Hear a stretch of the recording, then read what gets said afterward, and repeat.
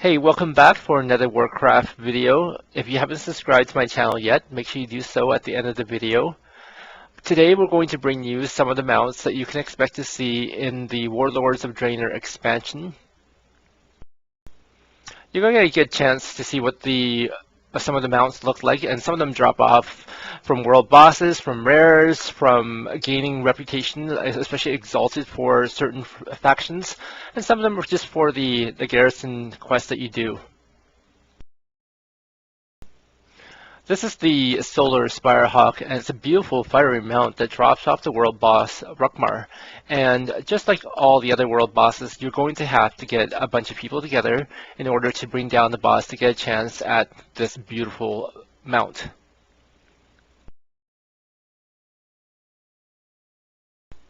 Now, if we go into the mounts that you get from gaining exalted reputation with some of the factions, this is the Shadowmane Charter, and you need to get exalted with the Arakoa Outcast, and it costs us 5,000 gold and 5,000 shards.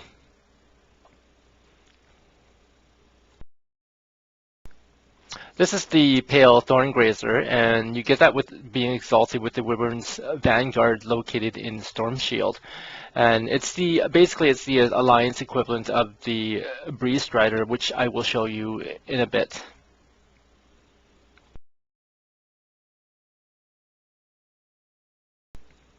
This is the Duty Rockhide, and you gain this by being exalted with the Council of Exarchs out in Stormshield. It's basically one of the easier factions to get exalted with, but it does still cost 5,000 gold and the 5,000 shards as well. That's a pretty common theme with a lot of the reputation mounts.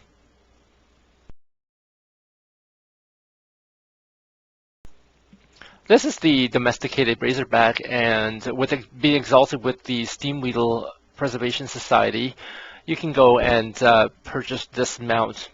I don't really know too much about this faction, so I'll have to do some research into that.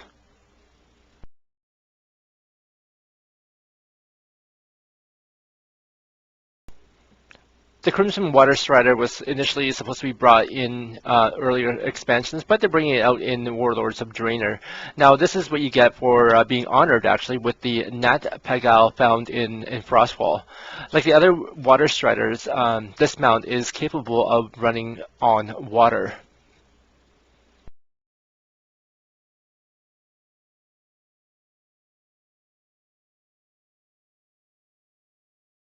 So this is the Breeze Strider Stallion, and it's basically the Horde equivalent of the other mount earlier, and you need to get exalted with the Vol'jin Spears located in Warspear in order to get this mount. Again, the 5,000 gold and the 5,000 shards for this mount as well. This is a pretty cool looking mount, and it's the Armored Iron Tusk, and you need to be exalted with the Sha'tari defense in order to obtain it. As you can see, there's a whole bunch of armor on this mount, which makes it look pretty cool, actually. You know, and big, massive horns in front of it, with flames coming out of its eyes. It looks like, and the horns. God love it.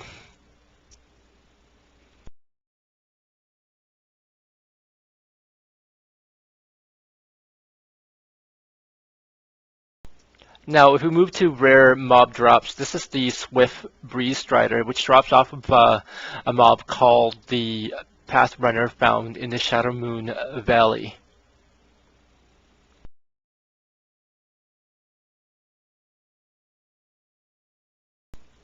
This is a fearsome looking mount, and it's the Sunhide Gromlin.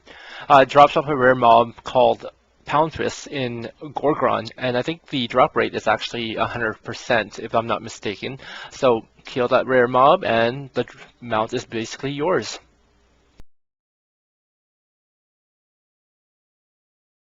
This is the Sapphire River Beast, and it drops off a mob called Silthide found in Talador. Out in Negron, there's a rare called Luckhawk, and it drops the Molted Metal Stomper. Not really the most beautiful mount, but it is a mount nonetheless.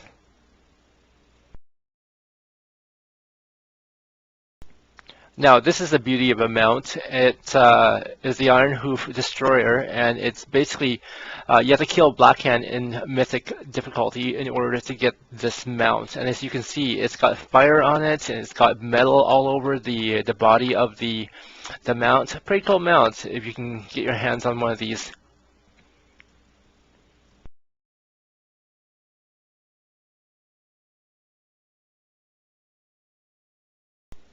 If you happen to kill Gorok in Frostfire Ridge, you're going to get your hands on the Great Grey Tusk.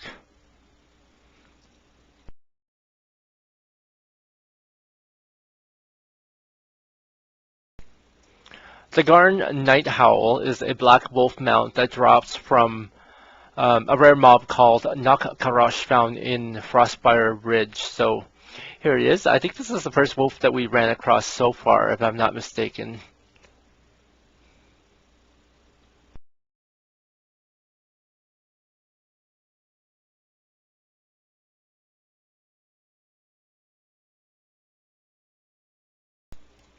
You're going to need a lot of wins in PvP to get this mount. It's the Vicious War Ram. If you happen to be a leather worker, just know that the Dustmane Direwolf is basically a reward for you. That comes from crafting a leather harness using the daily cooldowns for the Burmish leather. I can't remember exactly how many leathers that you need to craft the harness, but I'm glad that Blizzard did bring some sort of reward for professions. This and tailoring, they both have the ability to create mounts.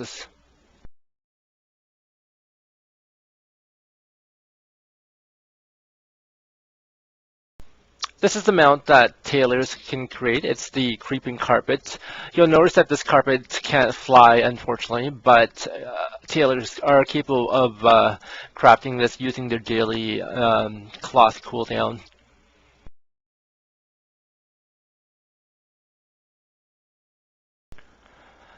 This mount is available for both the Horde and the Alliance. It's the Mosshide River Wallow, and it basically has a whopping 50,000 gold and 5,000 shard cost to it. And it's not really that nice looking. It's okay, but for 50,000 gold, I hope it does something spectacular.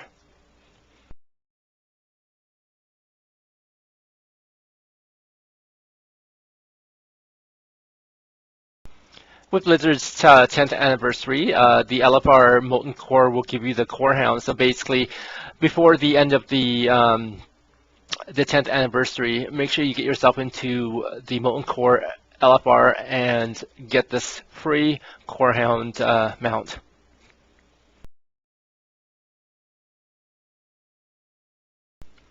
The next few mounts are basically mounts that can come from Garrison treasure boxes. This one is the Garn Steel Maw. So basically, if you do these weekly Garrison invasions, you're going to be able to pick up one of these mounts. I think there's about 4 of them. This one's the Shadowhide Pearl Tusk, but when you complete the invasion, at some point you'll get points, and then if you get enough, you're going to be able to get gold, and with that gold, you'll be able to get a box, and hopefully in that box you'll have one of the mounts. And again, I think there's 4 of them. This is the Shadowhide Pearl Tusk, or the Giant Cold Snout. While you're at the garrison and doing your daily quests, there's a whole bunch of different mounts that you can basically train up, go for a ride, take them out for a ride, and defeat a creature that's a little bit tougher.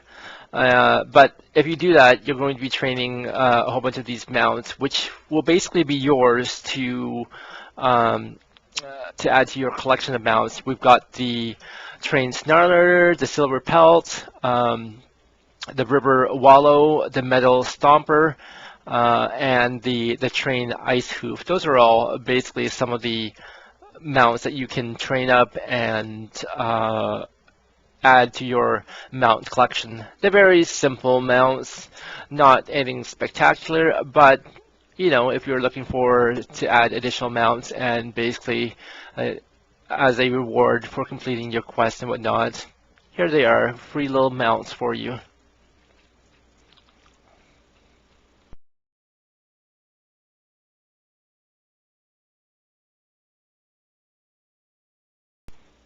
Challenge mode does have another pet that they give away. This is the Challenger War Yeti, and you get that for getting silver in the challenge mode, which should basically be pretty easy to get that achievement. Speaking of achievements, if you get the Glory of the Draenor Raider achievement, you get the Gore Strider Grundling. Basically, this achievement involves having to perform a whole bunch of crazy boss achievements in order to basically get this Draenor Raider achievement. So,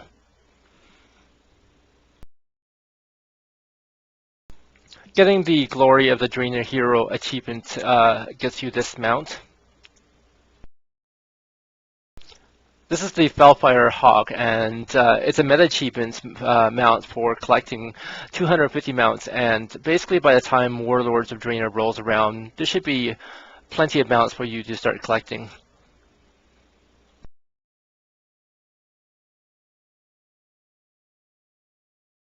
This is the Emerald Drake mount, and it's another meta achievement mount reward for collecting basically all of the other Drake mounts in the game. Now, I have seen better Drake mounts, so I don't know why this meta achievement mount is basically just, it's green, I guess, emerald, but nothing too spectacular.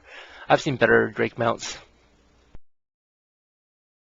This is a guild achievement reward for getting the Guild Glory of the Draenor Raiders achievement, and it's a Black Steel Battlehorn. So make sure you get out there and raid with your guild in order to get this mount.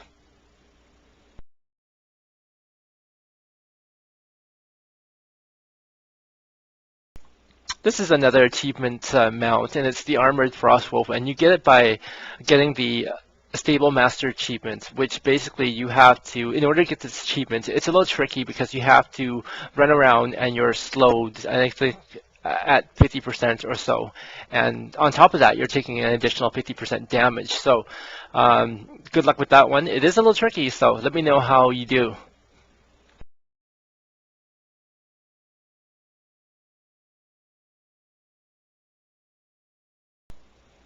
This mount you get for getting the Advanced Husbandry achievement, and in order to do that, it's also tricky like the last one, but only at 25% slowed and an additional 25% damage. So there you have it.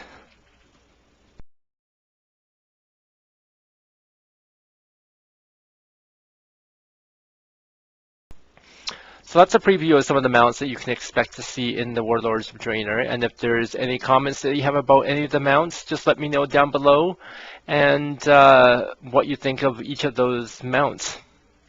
And don't forget to subscribe to my channel. See you guys later.